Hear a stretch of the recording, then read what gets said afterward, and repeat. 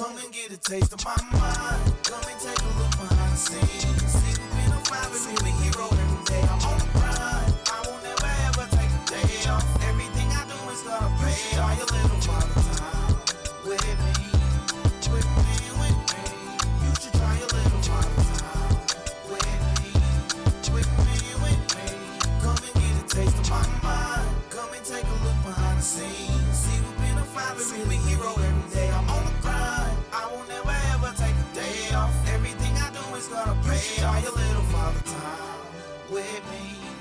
Welcome back to another episode of Father Time with D'Amico and Blair, a podcast where dads talk about balancing fatherhood, relationships, careers, and passions. I'm D'Amico, resident dad to a wackadoo toddler, and this week, Mayari and I are actually prepping for Kate to go on a girls' trip. So I'm going to have baby girl by myself all weekend. So maybe a daddy-daughter date is what we're going to get into. So we're excited.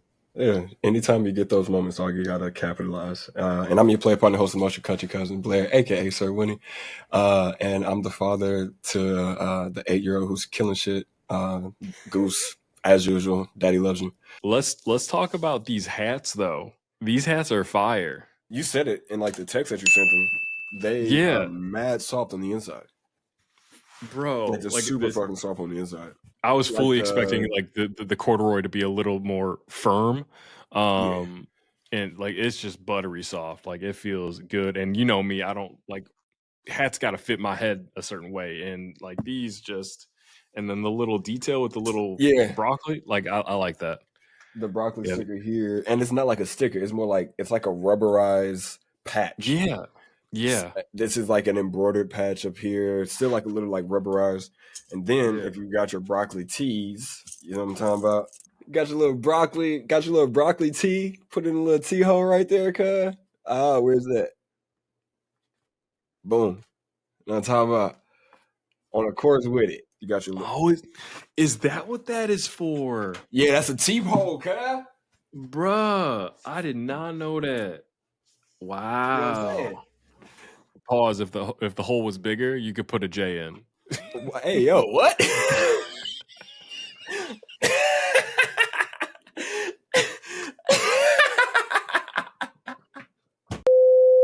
But no, bro, if you guys can, go on over to broccoliCountryClub.com.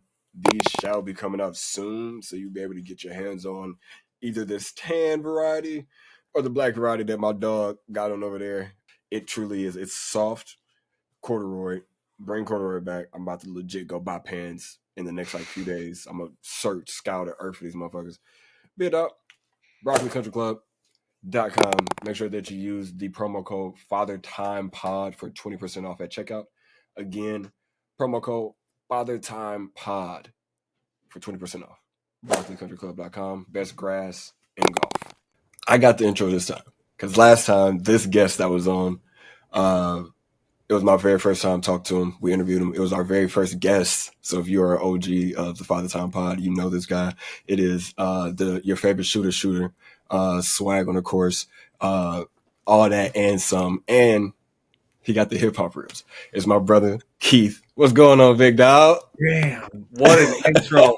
I'm gonna need this recording. I'm playing it on every Zoom call from now on. When I walk in with some music, I'm doing great. How are you guys doing? Man, awesome, dog. It's good catching up with the brother again, man. Facts, big facts. I had to wear to get through this all day. I had to rock my office hoodie. Boom, roasted. And then I got the all black on. It seems like we all were semi-coordinated for this event. This was not planned, by the way. It's not at all. Totally impromptu. So, like I said earlier, man, guys, Keith was our very first guest, our very first interview that we had on Father Time. When we were in our infancy, we were recording on Discord. So if anybody remembers, it was Google Meets. Google Meets. Google Meets. So if the people out there know how Google Meets and or Discord works, it's not good for editing podcasts unless everybody wants to be on screen. And we've kind of upgraded and evolved since that episode. So we wanted to, in a sense, go back and talk to Keith as more of a roundtable instead of an interview, so you guys and Keith could get what we consider his just dues when it comes to Father Time. Because he was our experiment. No, I'm talking about me and Domingo didn't know how to bounce off of each other with another guest involved. So now we got that shit hooked. It's only right that we do right by our brother and bring Keith back on. Whoa. Before we go any further, huge thanks to the Follow Time fam for tuning in. We seriously appreciate you exploring the wild world of fatherhood with us. Enjoying this episode? Then hit that subscribe button right now. Seriously, it's the best way to support the channel and make sure that you're always on time for Father Time. We wouldn't want you to miss out on a single dose of laughter or proud dad talk. Oh, you got a question or a story? Drop it in the comments. And for more content, be sure to follow us at Father Time Pod on all socials. All right, now back to the episode. Peace.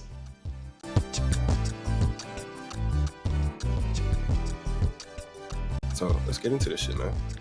Let's go. I was so pumped that Keith, you were agreeing to be back on for a sequel. Blair and I talked about it. Like, we weren't really planning on having repeat guests, but I was like, if we're gonna have one, I know which one I want back on. It's my man Keith, the man who's inviting people to the cookout. I mean, because obviously I had to re-listen to the interview, so I was like, all right, because that is really what I was thinking. I was like, man, hearing back what I was saying and my perspectives. I mean, I have a 2-year-old now. I had a 1-year-old, and I was like looking at the stark difference of who she is now. And Blair brought it up, like, hey, D'Amico, I'm looking forward to that moment when you call us and say, hey, Mayar is being crazy. Like, she's teetering on that stage of just full on tantrums, and she's learning to whine. Like, she's not crying. Like, she's learning how she can manipulate. And so it's just crazy to see the growth from there. Welcome. Yeah, I was just about to say welcome, because Penelope hits me with the daddy, or like anytime I hear that, yeah, what's up? You got it. Yeah, the rose-colored glasses are off. I'm in it now. Yeah, you definitely are. So Keith, just give us a quick update. Ella, Sutton, how they doing? It's there's actually been a lot that's changed in like a year. So I remember last time, one of the things that's kind of stuck in my mind, you guys asked me a question like, when are your girls' birthdays? And I knew it like right off the bat. We just had Ella just turned 17. Matter of fact, she just got home from work. So that's one of the big changes is like, whoa, I have a daughter that has a vehicle, has a job, still is like a 4.0 student. And like, I don't have to worry about her. Like, hey, that last one was a clutch fucking flex. She just gets it, you know? So like, that's, you know, I'm proud because to be fair, hand up, I don't put a lot of effort in with her on the school side, but it's not required. So now we get to child number 2. Sutton is now 8. Sutton is, you talked about having somebody wrapped around your finger. I mean, this kid's convinced me that her favorite store is Home Depot. I know that's not her favorite store, but I know that she knows that there's push pops at every aisle at Home Depot. And I'm in the process of like doing some work on the house. So she's like, oh, I'll go to Home Depot with you. I love Home Depot. Home Depot's my favorite. So she's a master manipulator, but she's also, we did some like new things for her this year. So she like picked up violin, which is really cool. A little challenging because like, you're like, hey, do you want to play violin? And they're like, I don't want to practice. I just want to be good at it. So like, this is a lesson, right? And something that we could dive into, because I'd be interested to get your feedback on it, on how I approached it. But other than that, we just completed her first full season on like a basketball team. So let's go, Sutton. She was number 8. Shout out Kobe. Hey, let's go. I was pretty pumped about that. Made a basket, had a game where she had some assists. And I mean, we're talking second grade girls basketball. Very low bar, guys. If anybody knows hoops, you know hoops. And you think the NBA double dribbles. Oh, man. There were quadruple dribbles. I mean, they used everything in their arsenal, right? But she had a great time. She got a medal at the end. And the thing that was cool, you know, I was talking with my wife about this, is like it worked out that I was able to attend like every practice game that there was. And so that was something cool, because like we talked last time about kind of like my relationship with my parents and things like that. Like, my parents didn't go to every game. Like, my dad lived across the street from my school. So like for me, like it was just cool to be able to be there for her for all that stuff. Yeah. And because then like you get to see her get pumped up about it too, and like every time out was just always like, hey, so she'd always look up for that. You give her the thumbs up, she'd give you the thumbs up back. She's pumped, like, so that part was really really cool. And although I didn't coach and I kind of regret that, it was awesome to be like every single moment that she was at basketball this year, I was there with her. And like, you know, she's I think it'll be something that she picks up, you know, wants to continue doing. Yeah. And I like that because that was kind of my sport growing up, you know, before golf. But yeah, I just enjoyed, you know, that. For sure. That was one of those new things for me. So that was sweet. What else was Sutton? She's got a new teacher this year in second grade. I'm a really big fan of her. Her name is Miss Purdue. Miss Purdue, if you listen to this, shout out Miss Purdue. Yeah, For real, Miss she's awesome. She understands like how to work with my kid because you know Sutton's an eccentric personality, you know, but like she's been doing great in school, and you know, so when you're in second grade, right, and when Mayara gets like to going through school, like the first couple of years, they're not really focused on grades, right? They are teaching them the basics of handwriting and you know 2+2 and all that, but it's more about like behavior and interacting. So like when you go to pick her up from school, the teacher will like tell you like she had 2 thumbs up, she had okay day, you know. And so my thing with Sutton right now is like, hey, how many days in a row can we get like 2 thumbs up? And so Sure. like there's rewards in place, you know, for things like that. And as such, it's a way that like kind of beginning of the year, maybe the behavior was a little rocky. Yeah. So now that she knows like, okay, dad gets pumped. Miss Purdue kind of knows about the 2 thumbs up thing now too. So it's like a cool, you know, she'll barter with me too. Like if she gets 1, she'll be like, hey, she's like, I still didn't have this one, right? So like we're still in line for the prize, right? Because there's always a prize at the end for X amount of days that are, you know, that are good. But no, man, kids are good. How about you guys? I could definitely tell you that mine is in that same vein. My daughter has been a master manipulator, lovingly, and a salesman probably since the age of 5. Shorty can hustle, and she like. I like how you pulled back that. Yeah. Corporate, baby. I'm trying to go corporate, baby.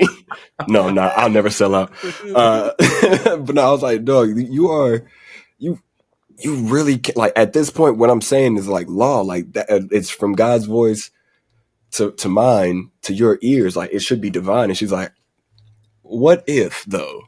It didn't really come from God. I'm like, hey, yo. But yeah, so Goose last year in between us talking, she started soccer. She had her first full year, killed it. She got a goal and she stopped like 6 in one game. So like she really wanted to be goalie. It rains up here a lot in Oregon. It was cold and rainy, and my kid just wanted to sit in goal. And I was like, why do I have to be here? And I think what the conversation that I was about to get into with that sports talk is kind of along the lines of what I think you were going on with about sports talks. We'll talk about our girls in sports a little later, because like I truly am confused at what I'm supposed to do when I'm there if I can't coach. Oh, yeah. But D'Amico, how's baby girl been before we get into that? Because that's Sai. Let me tell y'all. So we all know that Sai. But I mean, yeah, Mayari. I mean, I think first episode I had asked Blair for some tips about doing Mayari's hair. It's curly, but like as a baby, like she doesn't like her hair touched or water in her ears. So that was kind of something that Kate and I talked about as far as our parenting styles. I was like, honestly, she's not going to like it if we don't have her do it every day. Like it's always going to suck until she just kind of gets over it. Like she's got to take a bath. She's got to wash her hair. Right. How do we make it fun? So I got her like a contraption to kind of lay her over the sink where it's just not going to get in her ears. And then I prop up my phone on top, playing Bluey, just distract her, and she loves it. So that's been like the update. But to bring it back to the sports talk, so Keith, you were talking about being able to show up to practices and seeing Sutton get pumped up. I can only imagine like that for your daughter, I'm imagining Mayari in that same scenario, like doing like getting a block or taking a charge or doing something and like where they get up and get pumped up. Oh, yeah. I'm imagining, because of all the practices that you're going to, like Sutton's looking for you to be like, Dad, I did that. And I'm taking that in for myself, thinking of Mayari, like kind of like Kirk Cousins coming down the tunnel. You like that? You like that? You like that? Like getting pumped up like that. Like, hey, Dad, like all the hard work we did, it paid off in this moment, and like solidifying that moment. I got chills because I kind of had some of those experiences with my dad on the golf course. When I made my first eagle and he saw it, I was like, I knocked in that putt. I was jacked up. Right. And to do it at like a major venue, like at the Ocean Course at Kiwa, like I was pumped. That was your first eagle in front of your dad? That was my first eagle ever at a national like junior golf tournament, like ever. Absolutely nutted 3-wood. I traditionally like would top it. I'm like, you know what? Even if I top it, I still got another shot to get on in regulation.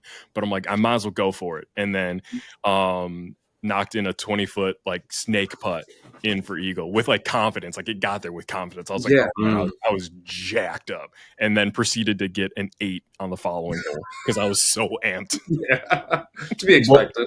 Boy was juiced up. Get the fuck off. Yeah. Like that. Hey, brother, calm down. This is a golf course. You can't be that hype. Young man. Show some decorum. I've been trying to introduce Goose to volleyball because we've taken her to basketball games. She wants to cheerlead. Like she wants to do tumbling and cheerleading. And for myself, I'm like, I'm not going to be one of those dads that's like, oh, I'm not going. We treating cheerleading competitions just like we treating football games. Yeah. You don't know how to pirouette, Penelope? Is that what we on right now? So we ain't pirouetting at the crib, huh? That's what we on? Like that. You know, we've been going to get air doing backflip, tuck handsprings for years now. We can't just pull it off. All right, you know what? Run the stairs. Run the stairs right now. Let's go. Run some stairs. No, like but throw a football at her. No, but I kind of want her to get into volleyball just because my wife is into it. And my wife and I played at like this little rec thing. Legit during the like right after we had our podcast. We joined a rec volleyball team that's like co-ed. And dog, I had never played volleyball before. And ever since then, I'm like, we joined a volleyball league this year, guys. It's so, and I can bounce. Like I got jumps. Yeah. So, and I didn't know that like you can get up there. Like she was like, oh, they set you up to like knock the shit down. And I was like, show me videos. And she bro. Volleyball videos are nuts. Bro. They'll be like back here with it. Like, just like, can't even see their hands. Yo. And yeah, shout out the resident volleyball player of the podcast, Daniel Frito. Yeah, shout out to Frito.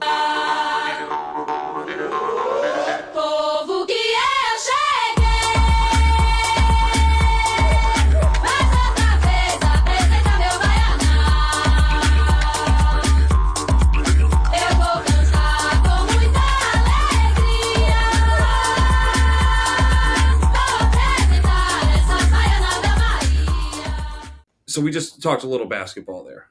Can we just talk NBA trades for a moment real quick? Oh, did you close your window? I did. Okay, let's do it. One eternity later. All right, back to the podcast though. So as we have been doing since season 3, we have a Forgotten Father. So D'Amico, this week, who is your Forgotten? Because I know you got 2 of them, you fucking sly devil. What are the 2 Forgotten Fathers that we got for this week? So the second one's an interesting one, but the first one is not actually a forgotten fictional father.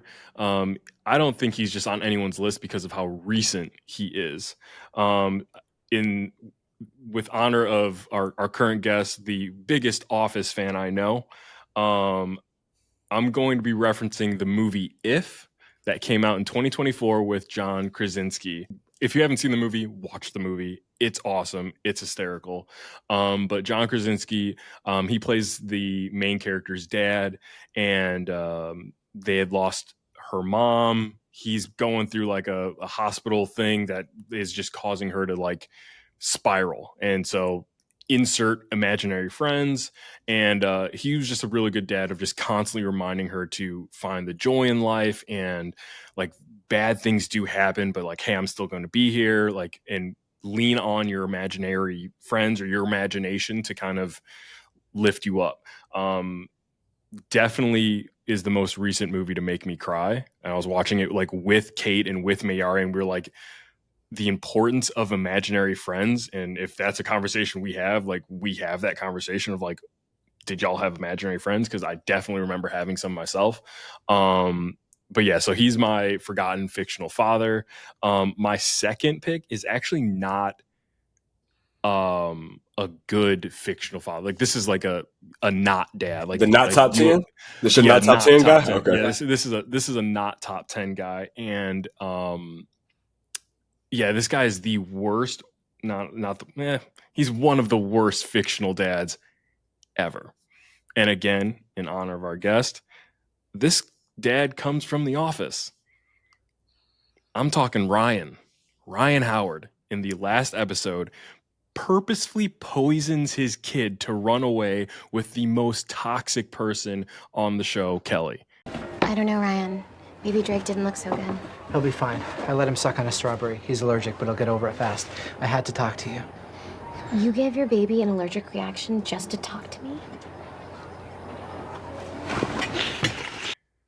He ditches his kid, bro. Yes, okay. Kid has a strawberry allergy. He said, I gave him a strawberry. Let's go. What the fuck? Ryan Howard, you foul, bro. Yeah, hey, you're right. I give you that. Worst fictional dad ever. And that concludes my forgotten fictional father segment. We love it. Shout out. We love That it. was, yeah. That's fucking crazy, bro, because Ryan is trash. But Fucking they trash. both are trash. They're both trash. Most toxic relationship Yeah. I've ever seen.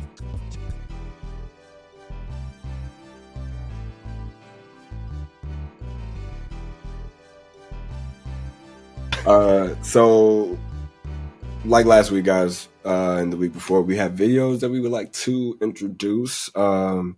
Just like conversations that kind of make our podcast a little bit more grounded in the relationship, careers, fatherhood, and passions part. So with this, we got another video by our dog and hopefully future guest, Keir Gaines. So shout out to him. This is the video. We've sent it over to Keith so we all can digest it together. And you guys are here now for the first time. Men are not allowed to have full access to their feelings. Can I give y'all a great example of that? We in the house, me and my wife, she's pregnant, and my, at the time, 4-year-old daughter sleeping in her room. It's 3 a.m. And we hear whoop, whoop, whoop, whoop, whoop, whoop, whoop. The alarm goes off in my house. So I pop up. I got the blammy on me, you know. I got 30 in the mag. Boom, hit that charger head. Gang, I'm ready. I go downstairs, I'm checking all the rooms, my heart beating like crazy. I check the living room, good. I check the kitchen, we good. I walk into the basement, man, my finger trembling a little bit, but I'm gonna do what I gotta do. Go to the basement, I peek around the last corner. The wind opened the door to the garage, messed up the sensor. Closed the joint, locked it. Whew. Sat down for a little bit, let my nerves chill, and I said, wait a minute, I just realized something. Fear is a human emotion. 2 of us were scared that night. Only one of us had permission to feel that. I couldn't be afraid to the point of inaction.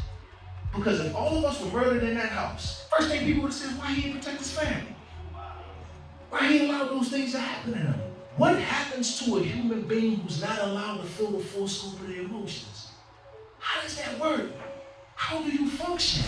I know, guys, that's kind of like probably for a lot of people listening and watching, that was a harsh change from what we were just talking about, super hype about sports, to that conversation. But it is something that we do need to talk, and why not a better time than when we're having shop talk to actually ask the question of what is that like for us?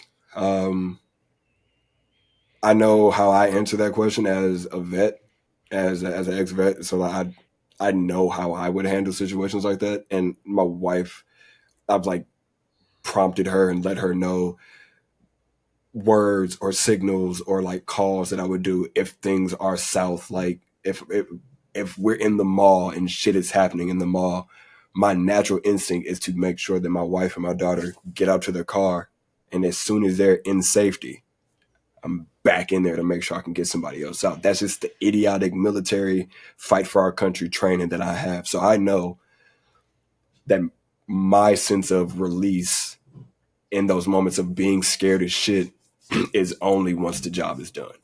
Just like how he said he sat down, he was able to do it. But like, kind of like explain to the people, Keith, like when you saw that video, did anything come back to you that you might have went through, or like even scenarioed in your head to where you had to play it out like that? Yeah, I mean, so I'll be honest, I've never been, not that I can think of, and I've given this some thought. So I kind of had two thoughts on it. But to answer your question, I've never been in a situation where I've necessarily had to. It's been that like intense, right? But I do remember, when our girls were younger, we were down at the Shed Aquarium, down in Chicago. Okay. And I remember the thing that I just got really mad because like my little ones would be up against the glass and you'd get like a grown man that would just like disregard that your kid is there and like bump into him and stuff. And so many times I just wanted to like go up and like grab somebody and be like, do you really need to see this more than my kid does? Mm-hmm. Right? Like that was what I wanted to say, but I dealt with it like differently, right? But that was the closest I could think of. So I guess that's the way I would answer the question. The one thing I thought about, and I texted D'Amico that I had like a different, that video, like, brought a different thought process out to me. It's just around the way that like people, especially men, like kind of suppress or are conditioned to suppress emotion. And I don't mind sharing this. So like, I'm really in the process of working on the relationship with my father, and my father has a real difficult time, like showing genuine love and emotion. Mm-hmm. I don't say, I don't think that my dad doesn't love me or love my kids, but like the expectation I have of him to like how he should love on my kids. And when I don't see that, I get super protective of it. Or when I see like, it just made me think about how my dad was always kind of a cold, like stoic. I go to work, I provide for the family. That's what my role is. I'm not here to be your best friend. I'm not here to like, like my job is to work and put food on the table. Right. And he just like leaned into that. I will admit he was like a military guy though too. Right. So like he was overseas. And so for me, I chose to raise my family differently, despite kind of being conditioned to that. Right. Like that was how I grew up. So that's what I thought about with the video, not to like derail kind of what the question was, but I watched the video and I thought about the conditioning, and it just made me think about how different I am than my own father, and just in terms of the way that I express love with my children. And I do get angry with him at times for not showing me the love that I feel like I deserved, so to speak, or like, or I would have wanted. But as I'm now, an older adult, and he's becoming more of like our family again, I do see certain things like in him start to crack that I didn't see like a decade ago or 20 years ago for sure. Like he's being more present. He's asking things about the girls that I didn't get before. I'd love it to be quicker, but that's kind of when I watched that video, that's what I thought about, was just I was conditioned by my dad, but chose to do something different. And a lot of us do. And I think it's fucking sick in a good way. Like fucking sick, dude. Like when you hear it, guys. But it's sick that we have seen it and changed the narrative as fathers. Like, I don't think I talked about it, but my father passed away a couple of years ago, and I found out last year. And I'd never had a real relationship with my dad, so it was a weird process, and still like talking to my therapist about these wild changes. But that was something that I can vividly remember, in a sense of like what you're talking about, Keith. Like my father and I's last relationship, or last conversation was, he was like, I heard you had a kid. I want to be in my baby's life. And I was like, motherfucker, you weren't in my life. So why would I allow you that access to her to break her fucking heart the way you did mine? Like, show up for me for a little bit, and then you could show up for her. But until then, nigga, like, move on. Yeah. And went into an argument. he said a lot of shit. I said a lot of shit. I feel terrible about it now that I can't talk to him about it. But no, I agree with you on that. It's like, even with my mom, and I know you'll listen to this right now, Darlene, like, Penelope knows about you guys, but until you put forth effort to her, I'm not going to allow access to my kid for people who don't want access to her.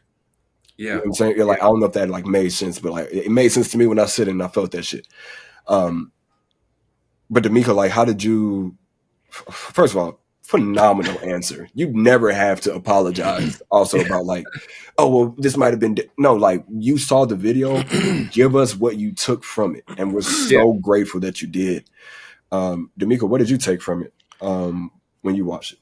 The way that I looked at it, similar to yours, Keith, of that conditioning of really feeling like in that moment for Keir Gaines' video, hey, I was the only one allowed to feel fear or feel afraid.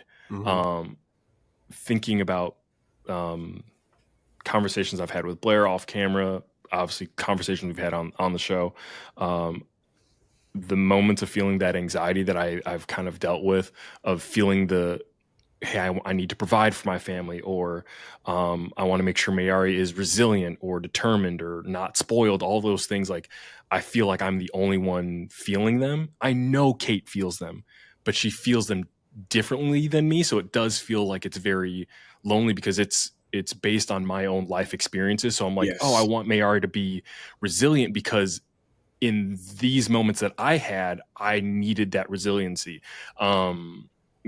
Kate thinks about it in a different sense, which is completely warranted, and that's what makes Mayari a whole person, is that she's going to get both from both sides. But in that moment, I can't really talk to my dad. I can't really talk to my siblings because, again, all of our life experiences are different. So it creates a bias of how you would interpret the video that we just watched, as we can tell with us three talking about it very differently. It's shameless plug, but that's why I love this show, because I can talk about it freely, and ain't no shame, baby. Exactly. And I know like you guys are going to critique it in a way that like, hey, I'm going to provide value to however my friend D'Amico's understanding this or whatever have you. So again, it was really interesting to hear you kind of expound on your relationship with your dad, Keith, and like trying to ingratiate him back into the family and all those things. That's kind of where I'm at. My dad was very similar to you, like very like stoic, very like, hey, this is what he would tell me. D'Amico, you want some cookies? You call your mom. You want to get shit done, you come to me. And I'm like, all right, so I knew that. So I knew that about my dad. And so I knew if I wanted to cross the finish line for something, I would go to my dad, because I'm like, he helps me finish the job. But like, bro, we're not doing that here with Mayari. Like, she'll finish the job. I know it. I know she will. But like, there are definitely things that I feel like I missed out on. And so I try to fill and provide that to Mayari. So that's not her origin story. She'll get her resiliency some other way, but it won't be because I made her walk to school uphill both ways, whatever. Like, I'm not doing that. Like, we're not doing that. Also, great video recommendation. This is a great conversation. Yes, I'm good, man. I'm good at what I do. Journalism, baby. But no, I think the biggest thing is like, men, like Keith said, we are conditioned.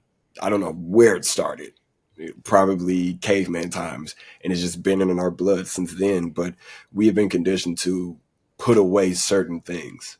So we take especially if you're militant, you take the emotion out of every decision that you make, because there is no gray. There should be a black and a white, because that's how you get things done. You get things done with black and white. So it's an odd position to be in, because right now men are being called sassy guys or sassy boys or whatever the case may be, because we're starting to speak more into the emotional state of how we feel and how we think and operate. And it could turn a lot of people off, but it's healthy. It's a very healthy thing to do for men to be able to have a platform where, not even a platform, have a conversation with another dude, one of your boys that you trust and you love, and you're like, hey man, like, this shit is fucking weird. And then he's like, not like, hey, nut up, nigga. He's like, hey bro, like, expand upon that. Like, what does weird mean to you? I feel like I couldn't feel this hey, dog, you can. It's just you gotta. I mean, like in the video, like we have to do it in a different area. But like what I've noticed is it's transparency. Transparency is saying the thing that needs to be said when nobody cares. Not when it fits you best, but when like at the very beginning. Hey, this. Like when I told my wife, it's like, hey, baby girl, like I can't sleep at times. The military, like literally, my conditioning in the military is if I'm up, I'm all the way up. Can't sleep. Right. I live in a space where when I was back east, attacks randomly. I was in the gang, so I was stupid. So people just didn't like you because you wore a color. So it's like, bro, any restaurant we go into, I know 6 exits. I know it's 2 in the back. I know it's 2 right here. Like, can we get the table where we're in the booth where I have a corner so nobody's on my backside, on my right side, so I can always see what's going on. Like she's like now she knows it, and not like in a I've conditioned her, but like she understands. To her, it's an irrational fear because we live in Eugene, fucking Oregon. Right. It's an irrational fear for me to walk outside my house with my gun every day. To her, and it's very true. But she understands her husband is still a certain way. So she's like, when we go to a restaurant, she's like, the lady's like, hey, so we got this table here. I'm always like, well, can we get that booth? I'm like, yeah, we can. Yeah. And it's because, I'll just go along with it, but I'll be sitting there eating dinner like this the entire time, left and right. And she's like, let's just fucking enjoy Texas Roadhouse, my nigga. Just sit down. Hey, kudos to her for recognizing that, though, and being willing to like take the initiative to like, hey, I'm not going to make this be his thing. Yeah, like, for sure. I love her that's for that. investment in your feelings, which is fantastic. But hey, she's a smart woman. There's something that you were kind of talking about a moment ago that I wanted to kind of revisit. So you were mentioning how, we're conditioned to kind of think a particular way, talk a particular way, right? And at the same time, right, having conversations in a podcast like this where men like us are probably a bit more willing to go outside of their comfort zone and like dive into the feelings and dive into the emotion and the reality of just what every guy thinks, right? Here's an interesting thought that I have. And I do think about things in a weird way. So I love it. I am a person that definitely like am conscious of these things, right? Like I'm conscious of like where I stand with my mental health. I'm conscious of, where I stand with like relationships with like just about everybody that I know, right? And I try to kind of like gauge that, right?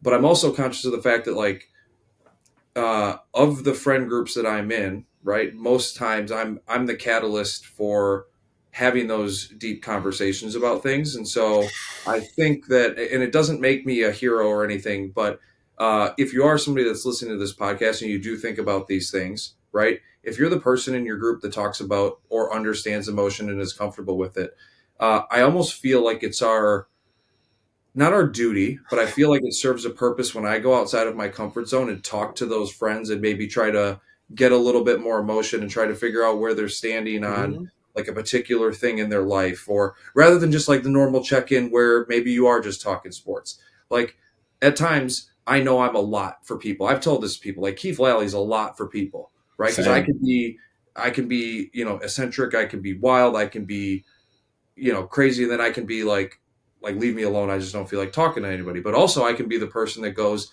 like, hey, I want to know, like, how's your marriage?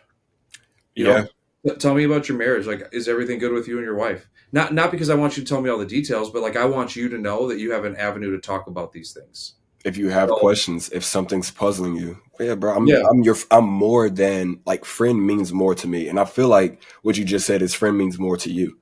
Yeah, like being 100%. Someone's friend isn't just like motherfucker, bitch, we ain't in high school no more. A friend isn't somebody that you see for 8 hours and then like, let's hang out on the weekends. Hey, bro, like I am about to go to the golf course, or hey, I'm about to go out of the country for a little bit. Before I leave, are you good? Yeah. Check in on me. Like, hey, bro, like this is a random Tuesday. How you doing? I'm good. What you mean? No, like how though? Like, how are you doing? And that's the one thing that I do love about D'Amico. Whether we're pissed off at each other or whatever the case may be, it's that moment of like, bro fucking loves me. He shows up for me and I show up for him. And I've still not hugged my brother in real life. So like to me, we're building our relationship strictly through conversations each day as if we're pen pals in other countries, bro. So when we get to hang out, I feel bad for my pockets because I'm not going to be able to like it's going to be hard to fly back to the crib because you know what I'm saying? Yeah. It's going to be so hard. And I kind of want my first meeting to be in Chicago so then I can see if you can come down, Keith. Like I want to I meet will, both of y'all. I will make it happen. I promise I will. Okay, cool. So And yeah, I I'll didn't come want to back home. interrupt I'll you, come back home for sure. but for real, I do want to say that, D'Amico, like I told you this when we talked last on the phone. I appreciate the fact that you will just reach out, like Random as hell. you're random as hell. Just call me, and if I don't answer, I'll be like, hey, I'll call you back. Hey, it's all good. And then you call me back. Hey, I'm just checking up, right? And so just you doing that with me, right? And you've been doing that for years with me, bro. That has been something that I now do with people as well, right? Like I enjoy, and honestly, I find gratification in it. But like, hey, if you have a friend in your group like D'Amico, dude, appreciate a guy like that like checks Keep in that on you because motherfucker. the dude loves you. You But know? but this is Yeah. something I would say. Check in on the ones that check in on you. Yep. Too often we forget that everybody does have a life, and object permanence is a fucking thing, and it becomes people permanence after a while. So when you do check in and that person is randomly checking in on you, don't take the text as like a one word text or like if I reach out to you, do not hit me with a fucking one word text. A one word response is a clear signal that you need me to call you and then investigate, and you're not gonna like it. Right. Because then we on the phone while I'm at the shop cutting hair. Zzz, yeah. So what you mean? Yeah. What you mean you don't know? Yeah. Yeah. What do you mean fine? Yeah. What do you mean? What do you mean I'm good? What does What good do you mean mean? by that? Yeah. What do you mean by that? But no, I truly believe like you said, we're not heroes, bro. It is our fucking civic duty to expose our fellow brothers to a different space because they are conditioned in the same ways of their fathers and their fathers' fathers and their fathers' fathers' fathers. So Yeah. if all those men in their pastime have never sat down and talked to another man about, hey, bro, so I felt so much when, if they've never had a type of conversation that started like that or even had those type of moments, they will feel weird when you do it. Condition your boys to do that, dog. It is our civic duty to be the friend that does the thing that makes our friends question, why did he do that? Yeah. Not in a bad way, but like, why did he reach out to me? Like, damn, somebody just hit me up and told, like, hey, bro, before I go, I love you. Make sure you reach out to your mama. All right? Yeah. Peace. Call your mama today, fool. Like, all those things, bro. Like, hey, dog, hey, I know you busy. I'm legit calling to hear the tone of your voice because motherfucker, like, hey, man, I love you, bro. I'm good. On text sounds so fucking sweet because I'm hearing it in my ears. You know what I'm talking about? Yeah. I'm hearing it in my ears, so it's a sweet ass sound. But I Right. need to hear your dialect when you tell me, hey, bro, I love you to death, man. I'm good, though. I'm good. Yeah. I promise you I'm good. I need that. And Robert, I'm talking to you. That's my brother Buddy. I love you to death, but I've seen these in you too often, and you've been here, and I ain't got a fucking phone call yet, and I'm not getting answers when I call. So if I gotta drive to Portland for no fucking reason, believe me, I'll scope Northeast Portland to find you. And I took time on God and Will Smith's internet to tell you that. This is living for life, nigga. Like, I'm coming to see you. What are you talking about?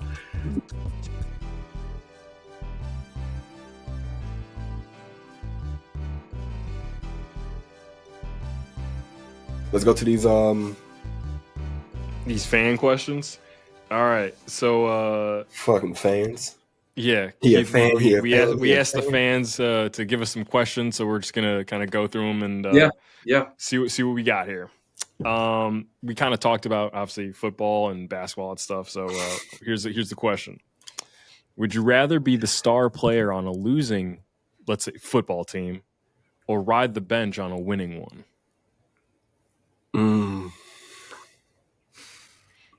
We'll go guess first. I would want to. I think I'd still want to. So I'm a star on a garbage ass team, You're Caleb Williams on the Bears, or or you're Kobe Martin on the Dallas Mavericks. they didn't win a championship though. No, I would say I would rather ride the bench on a championship team. Rather be on Boston. Yeah. Bill Walton on the Celtics. Yeah. Shit, I don't know. shit. Actually, I don't know why that took me so long. Yeah, that one. You want a ring? No, I mean I'm going to go the complete. No. As I'm thinking about it, the second that you're the star of the team and you're not good, it's your fault that you're not good. Hey, ring me up, baby, on the bench. Right, but like, Yeah. you got a ring. I got championship experience, baby. You see what this means? That's what I'm saying. So I was thinking this. I was thinking the same thing, but I wasn't thinking about the ring. I was like, oh well, if I'm the star player on a garbage team, there's no incentive for me to like keep going, like the way I practice, the way I train, because I'm going to be the best. I'm like, but if I'm on the bench, I'm always striving to like, I want to get some playing time. I was thinking about it that way. Yeah, see, I was thinking about completely opposite. I'm on a team with how do we put this respectfully? I'm Greg Oden when he played for the Miami Heat. You know what I'm talking about? I'm not here for anything besides a face. Yeah. Take up a seat. Good shit, bro. Good shit, bro. You know what I'm saying? I'm not contributing. And I'm not even trying, to be honest. Nah, yeah, I'm trying to be I'm trying to be Sean Livingston. You know what? No disrespect. I'm Jeff Teague on the Milwaukee Bucks when he won the title. I'm just here. I'm here just enough to not get cut. I'm gonna do enough not to get cut. Get that bonus. That's another thing. Because if you're the star on a garbage team and you don't win a championship, you're still not getting any bonuses. You're not getting a ring. Yeah, I'd rather get a championship for sure. Yep, give me that chip, baby. Cool. Hey Keith, we got this, bro. We got this. I'm ready for the next one. I'm like, what else we got? Which piece are you when you play Monopoly? The car? No, I'm always. And there is a wrong answer. I'm always the hat. If I can be the hat. Solid the hat choice. suit. Yeah, I'm the car because I like hitting the corner. Yeah, I might swear in that corner. The car or the car or the dog. Hey, shout out to Keith. I knew exactly. That's what I thought too when you hit the corners. I was like, I hope he says it. Oh, shout out to Keith. Shout out to Jello. In the corner. Whoa. The dude made more money off one song than he did in the NBA in his entire career. I don't know. He stole some stuff from China, didn't he? Next question. Next question. Oh man, that's crazy. All right. If you could have any celebrity be your best friend, who would you pick? I could have any celebrity. And we just said what we think a friend is. So which celebrity would be your best friend? Yeah. Is it low hanging fruit for me to try to do a shameless plug and say Lamar Morris? No, I'm not going to pick him. Not until you come on my podcast. I'm Patrick Beverly like that. You like my podcast? I don't want to talk to you. Best friend. Wow. And I'm stealing someone's answer because obviously I asked Kate. Like anybody in the whole world. Yeah, celebrity best friend. Do you want my answer? Yeah. I'll give you Seth Rogen. Okay, I have a very, very I don't okay that. Why the fuck you don't okay? Why is that your best? Why is that? I could never make a joke around him. His laugh is annoying. I'm not your friend. Why would you? What makes you want to be his best? He just seems like really chill. I mean, he doesn't like kids. I don't know if that's a fact or not, but he don't like kids. Yeah, I don't know. Yeah, I don't know if that's a factor. Yeah. Because that's a hella factor for me and my best friend thing. Because I got an 8-year-old nigga. Like I'm not about to not hang out with my kid. I need you to have a kid so my kid can hang out with your kid while we hang out. So Wiz Khalifa's going to be my pick. Because all right, yeah, that's equally a good. We both partner. Do judo or we both do jiu-jitsu, so we can roll together. Then we can roll up together. Our kids can hang out together. You know what? Fuck. He likes low riders. Nah, you can't now. You said you want to hang out with Seth fucking Rogen from Toronto. Nigga, it's my podcast too. Lamar Morris. My name's on this thing. It's your podcast. Well, originally my answer was gonna be Kobe, because I would be Kobe Bryant, right? Mhm. I do still think, when you said, now think about it, when we talked about, what makes a good friend, I do think that dude's a loyal, good friend from what you've heard about him, if you know him. Bean? Kobe Bean Bryant, yeah. Oh, he's a hella loyal friend. Yeah, I'll stick with it. Like, I'm a Kobe through and through. Like, dog's named Kobe. All right. So real quick, because my kids aren't going to be able to listen to this podcast. One day. One day they will be. And by this time, all this will happen. So we're...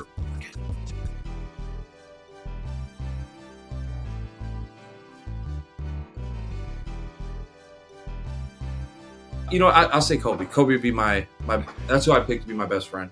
Yeah. Also, the dude's like loaded. That's what I'm talking about with Wiz. Like you got enough money to where like our friendship is legit lit. Yeah. Like you're gonna put me in positions to win. Like that your status isn't like bro. Keep it a buck. I had cargo shorts. Yeah, I had cargo shorts. I wore a Pittsburgh hat. I wore tank tops, tattoos, because I legit. My laugh is legit a Wiz Khalifa style laugh. So it's legit a Wiz Khalifa style laugh. So to hang out with a dude that I can we can do like jiu-jitsu training, or we can do Muay Thai training together. We can hang out with our kids together. He loves lowriders and cars. I fucking love lowriders. I'm about to build a GNX model car to take to the barbershop. So Wiz, the Khalifa. That album was fire, by the way. GNX was fire. And Wiz just did a the remix of Squabble Up.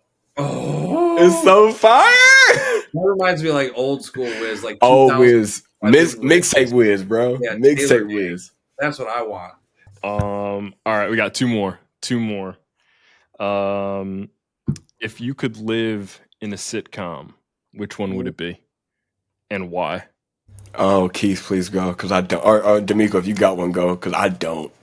If I could live in a sitcom, I would probably live in The Office for sure, just because.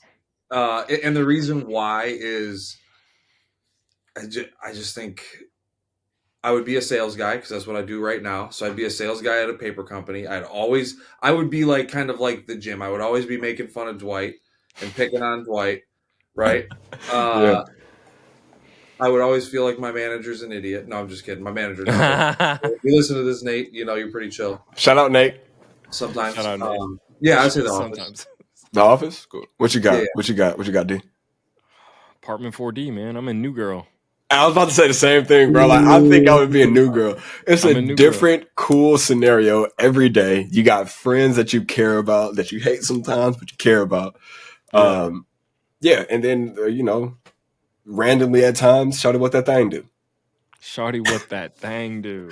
I will be your father figure. Yo, put your Funch, I want tiny him on the hand show in too. mine. Yes, you were in Eugene, and I was this close to coming to see you, but the tickets were sold out. Funch. I wanted Ron on the show. I literally was gonna go to the show at Olsen Run, Ron. I'm gonna clip this up and I'm gonna send it to you. I was gonna come to the show and then show you this, because your child is a phenomenal kid. You talked about him so much, but you've also talked about your journey as being a father to a kid that is, to the world, different. So I would love to have you on, and you're just funny as shit. Your delivery style is insane. The slow, deliberate. So I was just wondering. Great impersonation. Why you would do something so crazy. I love him so much, bro. Yeah, you can tell I watch a lot of his videos. Awesome. All right, last question. What's a story about you that you hope your kids will continue to share? Oh, what's a story about me that I hope my kids will continue to share? Not a one, nigga. Oh shit! Her daddy was a wild boy, cuz. So stupid. Her daddy was wild, cuz. I don't know. No, honestly, though, there's a few, but I I don't know if it's a story, but I would just want her to be able to like tell people that her dad was one of the people that practiced what he preached. Everything that her dad wanted to see in this world and wanted to see change or happen, he didn't just talk about it. He talked about a problem, he had a solution, and he presented solutions. And I only say that because I've been able to talk to two separate NAACP presidents, presidential chapter members here in the greater Eugene, Springfield, and then Salem area, to where I have direct contact. And I feel like there's things that I'm saying to these people that they're trying to implement here in the city for brown people, not just black people, but people of color and brown people. Her dad wants to see genuine, loving, caring people come back to the world. So when I see a person or two kids, this is a true story. My wife and I was just at the movie theaters, but as we were leaving the movie theater, there was these two kids, and like this one little boy was pushing the car. He's like 17, 16, 17, pushing the car. And I was like, baby girl, like, pull over, let me go help him out. Battery died. So I'm like, do you got like jumper cables? Like, you need to jump? And his girlfriend was like, yeah, I'll go get him. And she like was about to walk to the back. And I was like, no. Get back in the car. You pop the trunk. You, young man, go to the back and get the fuck. He's like, I don't know how to jump a car. Great, I do. Let's go. Let's learn how to jump a car today. In time of need, we're going to help you out. I just want the world to be a better place. And I hope that interaction down the line, 50, 60 years from now, one of those kids do something like that, like pay it forward to somebody else in their lifetime. Yeah. And then the continued cycle of caring about people just because they're people comes back to fruition. That's what I want. That's what I want her to be able to tell people. So I'll admit, mine, when I was thinking about it, I don't know that I have like a singular moment or something that I wanted to think about, but I have thought about this before. And so I think my answer will be kind of like yours, is all I would want my kids, if they were to speak about me, if I passed away or, whatever, right. Or when I'm, when I'm gone, older, is I just would want them to say like, my dad was the best. Like my dad loved me. My dad always showed up. My dad, I could go to him for advice. Not, and I don't just mean like, yeah, my dad loved me. Like I want them to like say it and like people know like I was a special person to my kids. Yeah, like when they hear that, they like, they hear it and they're like, yeah, like I love my dad. Like my dad was my hero. Like I just want to be I just want to be everything to them that like I wanted, and so that would be my answer, is like I just want them to say that they were proud to have me as their dad, that kind of a thing. Heck yeah. How the fuck am I supposed to follow that up? Not at all, nigga. You got to start answering your own questions. You right? got to do it out there. You got to do it out there. You got to ask the question, then answer it inside the question. Like, hey, yeah, so the same thing as Keith, but one better. Like, I want to be everything my daughter needed. Like, what am I? I can't one up that answer. That's the thing. Like, we're not here to one up. Your answer is exactly Keith's answer, right. Which if you're not a whole ass nigga as a dad, it should be your answer too. So hold on. So my first answer is the story that I wanted her to remember. This is going to be a throwback to, I think, our last episode. Is an actual story, an actual event, not a holistic. Yeah. I want her to continue to share the story of how I proposed to her mom, Kate. Okay. Just because I've never loved anyone as much as I love Kate. I mean, the love is different. Obviously, I love Mayari so much, but we talk about this, Blair. Like, I chose Kate. Kate chose me. Like that. Yeah. That love is fucking real. And I want Mayari to always continue to share that story in hopes that she has that for herself, because the amount of freedom that I have to be me because I know someone has chosen to love me is crazy. The day I met my wife is the most important day of my life, because it allowed me the freedom to become the person I am now and becoming in the future. And she welcomes that person in the future. She's like, I don't know what it's going to be, but like, I'm with you on that. So that would be the story I would hope Mayari would share is I love you, and there it is. I think Yeah. No, I think we all got great answers. Not to pick one that's better than the other, but I think what Keith was saying kind of hits a lot harder for myself because he does have a child that's 17. She is about to go out into the world and be a complete adult, like how you kind of said at the beginning of the episode, to full circle this whole thing. You're kind of living with an adult. It's like living with an adult who asks you for gas money at times. And if that's how you feel, I want you to know from the parents that I've talked to who are 50, 60, 70 years old, who have kids that are my age or a little younger, that's their goal. Like when they talk about what they want for their children is to have a person that they can feel like, to raise a decent human being. Yeah. That's all this. I just want to raise somebody that I would want to have a cup of coffee with when they're an adult. Mm-hmm. And that's kind of like what I'm doing with Goose and what I heard with you. So that's why I was like, it's kind of hard to say one story because, I mean, Penelope sees me, especially for me, because Penelope sees me with my wife and then also with her mom. So to pick one story for her I could say the day that I met her mom, because it's the day that I met you, like the day that, like not that you were born, but the day that if I don't meet your mom at this weird ass barbecue, you don't show up. Right. You know what I'm talking about? Like, yeah. So it could be that, or it could be, the day that I met Alma and tried to kick her out the bar because I didn't want you there. That woman ended up, like you said, D'Amico, being the person that changed who I am, which changed who her dad is. But it's like, generally it is the nuts and bolts of what my parents instilled in me, or my great grandparents instilled in me, was to leave this motherfucker better than you found it. Mm-hmm. And that should be the goal for all of us at the bare minimum. Yeah.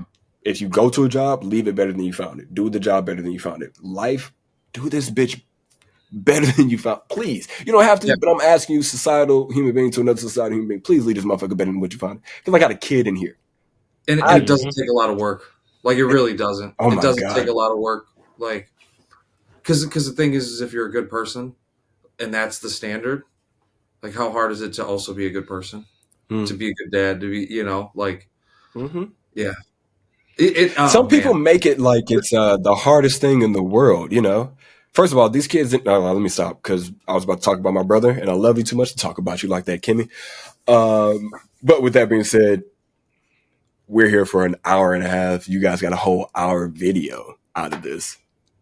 So y'all know what I'm going to say. We could have, it's hour 35. We could have talked for another 35 minutes, but we want everybody to have some good times tonight. So, Keith, thank you so much for, again, doubling back and having this great round talk conversation, bro. I feel like we really did this talk shop. The next time I'm coming to the city, or when I come to the city, I will make sure that you are in the group chat so we all can coordinate some type of meetup, because I would love for this to happen, dog, in person. Get a little whiskey in. It's a little old fashioned, see things happen. But for myself, I'm your play party host of your country cousin Blair, aka Sir Winnie. That's my brother D'Amico. That's Keith. If you like what you saw, make sure you hit the like, share, subscribe button. Leave us a comment. Make sure you tell somebody you love them because we love you. Peace. Come and take a look behind the scenes. See who's been a father, superhero every day. I'm on the grind. I won't never ever take a day off. Everything I do is gonna pay off. Your little father time with me, with me, with me. You should try your little father time with me, with me, with me.